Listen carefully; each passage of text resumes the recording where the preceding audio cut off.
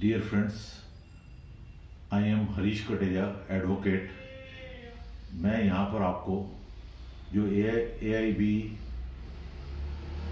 Exam हो रहा है AIBA का, उसके बारे में थोड़ी इन्फॉर्मेशन देना चाहता हूँ।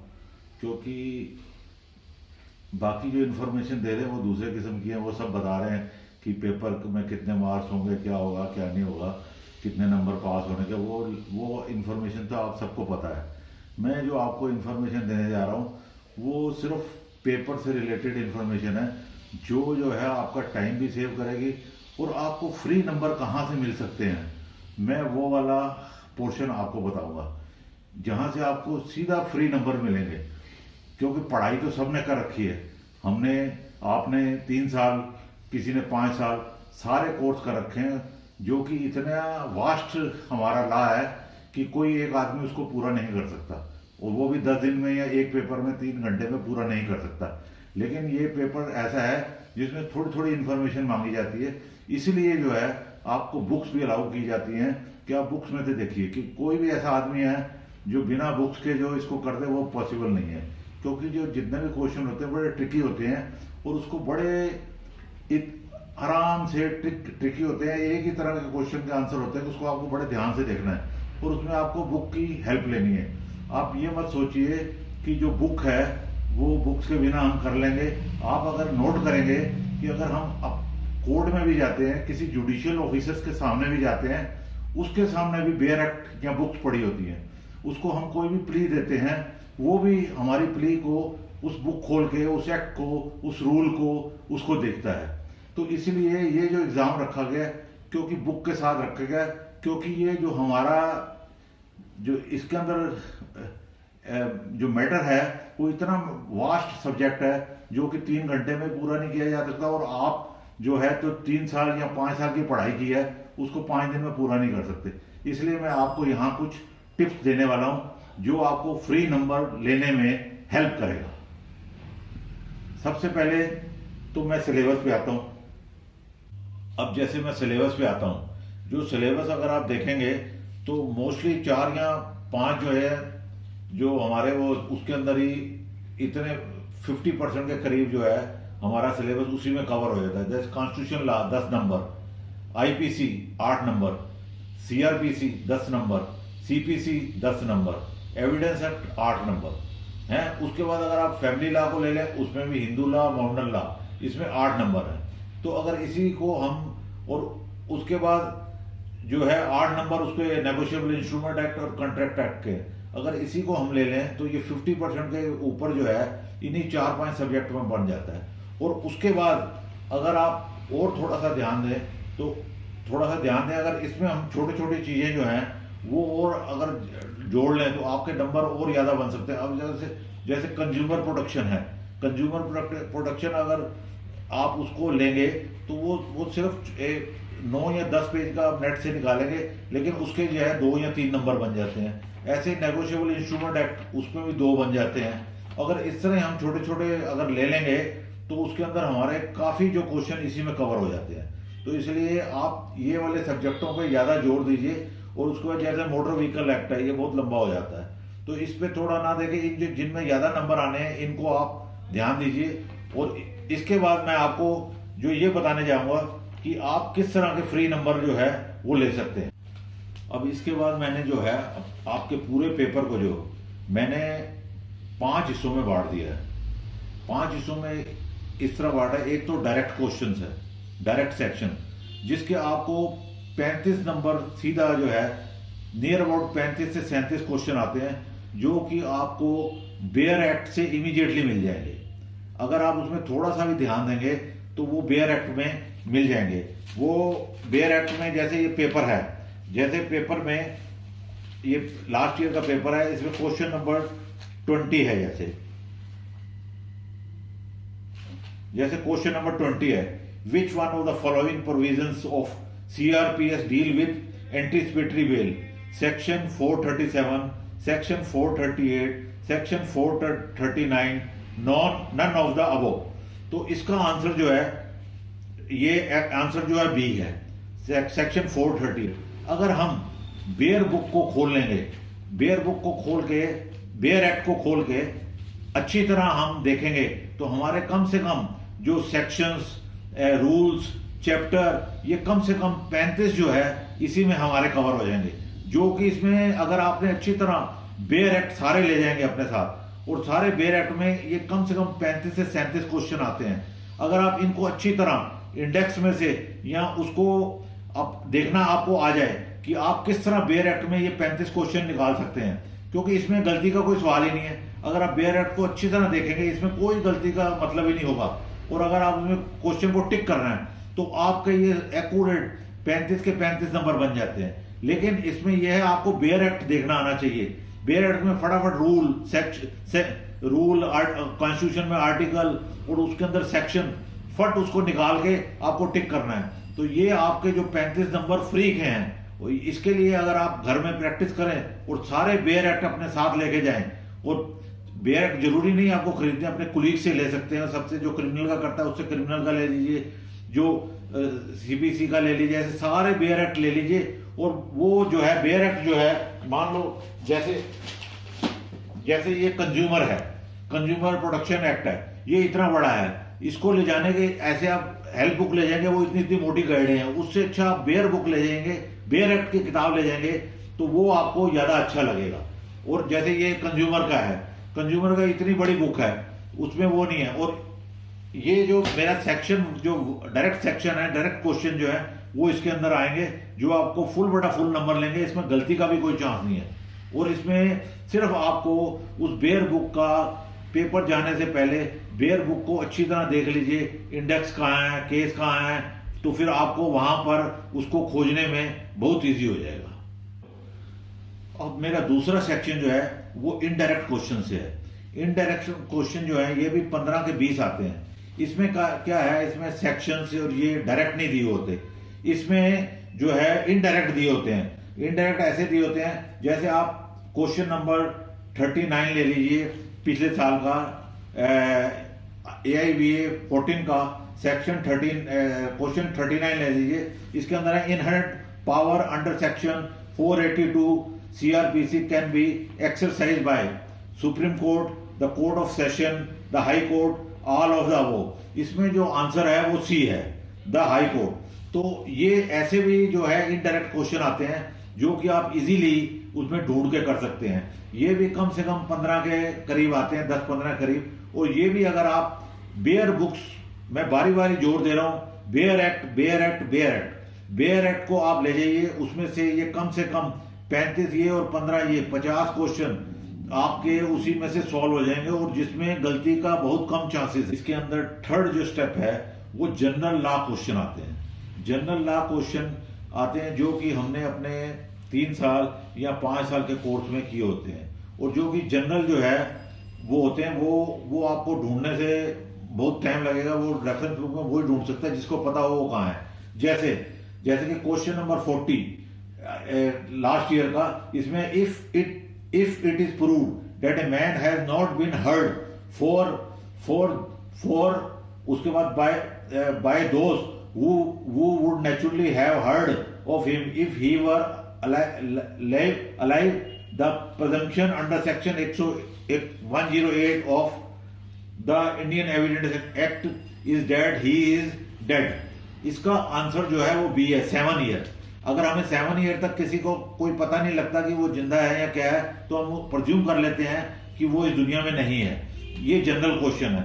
ऐसे जनरल क्वेश्चन 25 से 30 आते हैं, जो कि आप रेफरेंस बुक से भी ले सकते हैं, या जो हमने इतने साल 3 साल की स्टडी की है, ये हम उससे भी, अगर हम अपने सारे कोर्स को गो थ्रू जाएंगे तो हमें उसमें से भी ये 15-20 क्वेश्चन जो है मिल जाएंगे।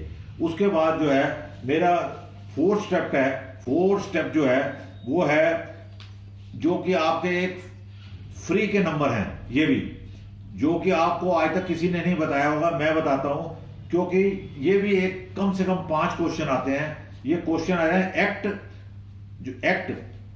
एक्ट एस्टेब्लिश और अनएक्टेड कब हुए।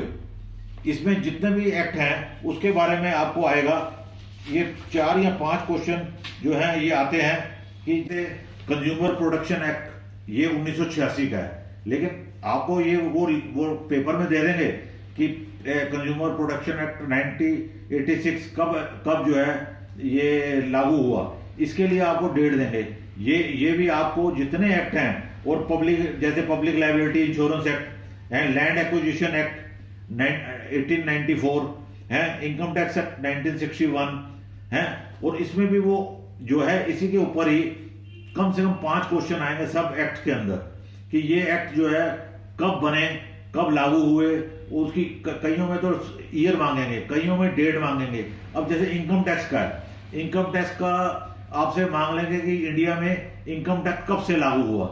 इसमें काफी बच्चे जो चक्कर में खा जाएंगे, क्योंकि इंडिया में इनकम टैक्स कब लागू हुआ वो तो सोचेंगे कि इंडिपेंडेंट के बाद लागू हुआ है। इसी तरह लैंड एक्विजिशन एक्ट ये 1894 का है। इसी तरह इनकम टैक्स एक्ट जो हमारा 1860 का है, तो इसी में चक्कर खा जाते हैं लोग। जो और ये जेम्स विल्सन द्वारा फर्स्ट टाइम 1860 में इंडिया में इनकम टैक्स इंट्रोड्यूस हुआ था।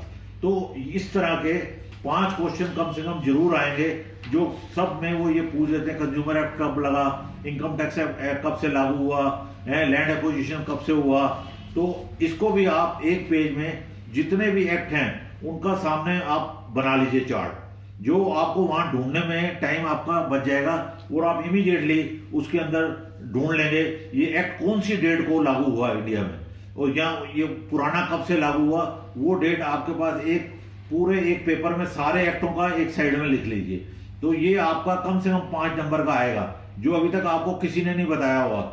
ये 5 नंबर भी आपके बन सकते हैं बहुत अच्छे, अगर एक पेज में सारा डिटेल लिख दीजिए, बहुत इजीली आपको ये कर सकते हैं। और दूसरा मैं ये कहना तो सबसे बड़ी चीज भूल गया, जो हम एडवोकेट हैं सबसे ज्यादा जो है सिक्योरिंग जो है वो हमें इसमें से बीसीआई के रूल और प्रोफेशनल एथिक्स ये भी एक बड़ा जरूरी है। ये कम से कम 5 नंबर का आता है, 5 क्वेश्चन आते हैं।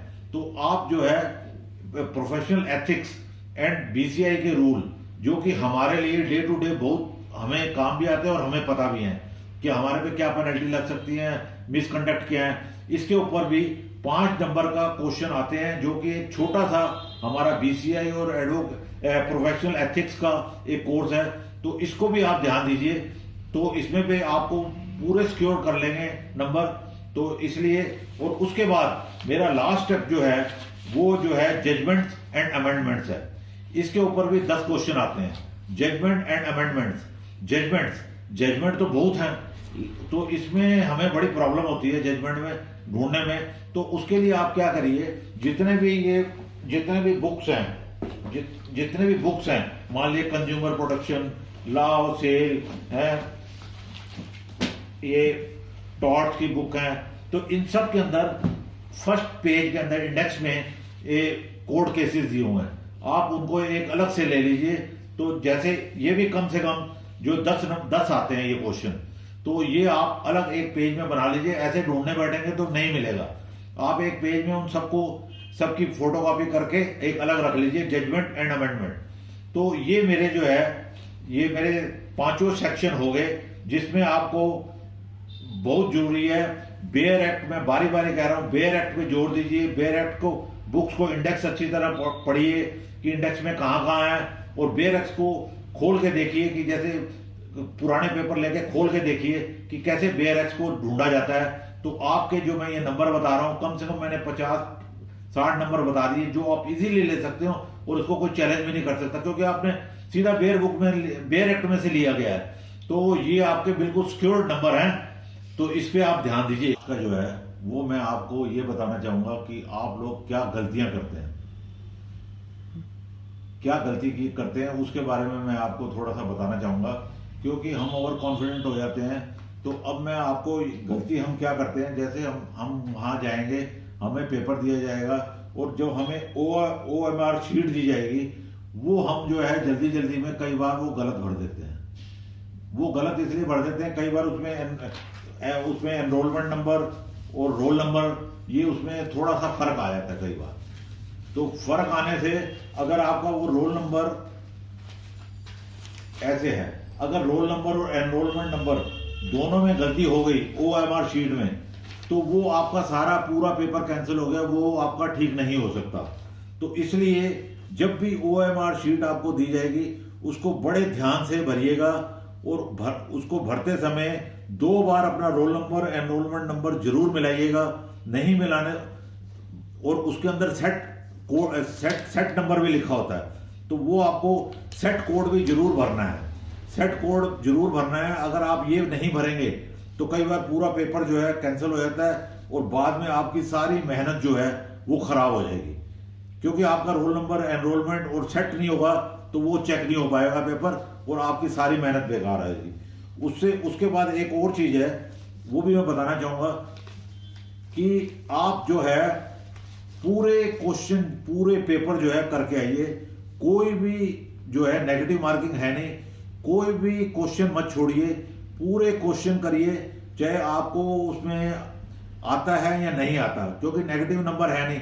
कई बार आप 1 या 2 नंबर से रह जाएंगे, तो वो आपका जो अंदाजे से निशान लगाए गए हैं उनमें से भी अगर आपको 10 क्वेश्चन नहीं आए, अंदाजे से आपने लगाया, 2 या 3 ठीक हो सकते हैं। 2 या 3 ठीक होने की पोजीशन में आप पास हो सकते हैं। कई बार 1 या 2 नंबर की जरूरत रहती है, तो पास आप हो सकते हैं। उसके बाद मैं एक चीज और आपको बताना चाहूंगा, वो ये कि जब आपको पेपर मिलेगा, पेपर में जो है 100 क्वेश्चन होते हैं, तो हम क्या करते हैं, सारे भी लोग, जिनको हमें आदत है ऐसी, हम सारे वो 100 क्वेश्चन पढ़ते हैं। तो 100 क्वेश्चन पढ़ते समय हमारा जो है काफी टाइम उसमें चला जाता है। लेकिन आपको मैं ये ट्रिक बताता हूं, जब आप 100 क्वेश्चन पढ़ रहे हैं, उसके अंदर जो क्वेश्चन आपको लगता है कॉन्स्टिट्यूशन का है, उसके अंदर आप जो भी आप अपना नंबर रखना चाहें, अपना साइन रखना चाहें, वो सबके आगे लिखते जाइए कॉन्स्टिट्यूशन। जैसे कॉन्स्टिट्यूशन ए है, तो सब जैसे भी पढ़ते जाएं, कॉन्स्टिट्यूशन क्वेश्चन है ए, आपको IPC का है वो बी रखना है। जैसे तो IPC के जितने क्वेश्चन पढ़ते समय आए उसके आगे बी लिख लीजिए, उसके साथ कंज्यूमर का है या कोई जो भी आपने बना लीजिए कि इंडेक्स, उन क्वेश्चनों के आगे वो लिखिए। उसका लिखने का मकसद ये है कि आप जब बेयर एक्ट खोलेंगे तो आप एक ही बार बेयर एक्ट खोल के पूरे IPC के क्वेश्चन कर दीजिएगा। नहीं तो क्या है, जैसे ये मैं लास्ट ईयर का क्वेश्चन आपको बताता हूं।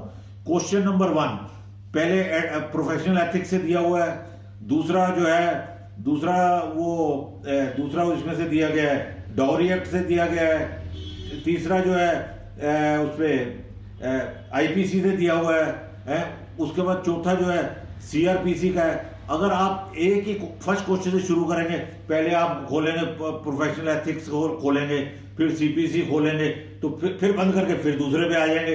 तो अगर आप एक ही बार में एक बार एक्ट खोल के, जितने एक ही बार एक्ट के हैं सारे क्वेश्चन कर लेंगे, उसमें आपका बहुत टाइम बचेगा और आप पूरा पेपर फिनिश कर पाएंगे। अदरवाइज आप एक एक क्वेश्चन के लिए एक एक बार एक्ट या रेफरेंस बुक खोलेंगे तो आपका पेपर कंप्लीट नहीं हो सकता। तो इसलिए आप ये भी एक फार्मूला जरूर अपनाएं कि उसके आगे लिख लीजिए, एक ही बार में बार एक्ट खोलिए और सारे पेपर के एक ही बार एक्ट को पहले कंप्लीट करिए, और उसके बाद जो बचे हुए क्वेश्चन लास्ट में बचते हैं और उनको छोड़िए नहीं, उनको पूरा करके आइए, और उसमें हो सकता है आपके अंदाजे के हिसाब से कुछ ठीक हो जाए। बस मेरा यही रिक्वेस्ट है, आप इस तरह से अगर पेपर करेंगे तो 40 नंबर लेने में कोई दिक्कत नहीं है, क्योंकि आपने 3 साल 5 साल इतनी पढ़ाई की है जो कि आम आदमी नहीं कर सकता। ये दिखने में आसान लगता है, तो आप इसको डेफिनेटली